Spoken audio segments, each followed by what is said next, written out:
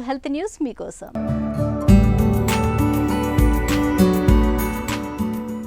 వ్యాయామం వల్ల నాజూగ్గా తయారవటం, దేహ దారుఢ్యాన్ని పెంచుకోవటంతో పాటు మెదడు చురుకుగా మారడమనే మరో ప్రయోజనం కూడా ఉందని అంటున్నారు పరిశోధకులు. ఈ విషయం అమెరికాలోని న్యూజెర్సీలో ఉన్న రట్గర్స్ యూనివర్సిటీ శాస్త్రవేత్తల పరిశోధనలో వెల్లడైంది.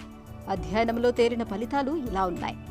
మెదడులో ఇన్సులిన్కు స్పందించే ప్రత్యేక కణాలను వ్యాయామం అనేది చురుకుగా మారుస్తుంది. ఇన్సులిన్ అనేది రక్తంలో చక్కెర స్థాయిని నియంత్రించడమే కాదు, జ్ఞాపక శక్తి, దృష్టి, గణన, నేర్చుకునే సామర్థ్యాల్ని మెరుగుపరుస్తుంది. మెదడును ఆరోగ్యంగా ఉంచడంలో కీలక పాత్ర పోషిస్తుంది. ఇన్సులిన్ సరిపడా లభించకపోతే మెదడు కణాలు బలహీనమవుతాయి. ఇది అల్జీమర్స్ వంటి మతిమరుపు వ్యాధులకు దారితీస్తుంది.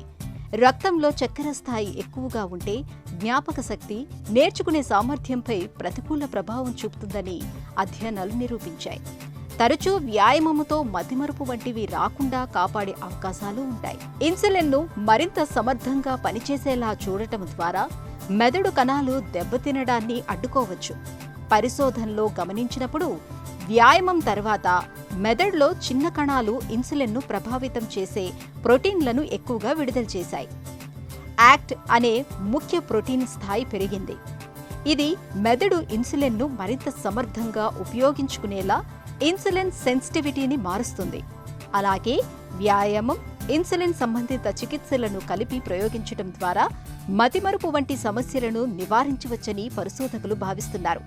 ఈ అధ్యయనం ఆధారంగా మెదడు ఆరోగ్యాన్ని మెరుగుపరిచే కొత్త చికిత్సలకు మార్గాలు లభిస్తాయని శాస్త్రవేత్తలు ఆశిస్తున్నారు.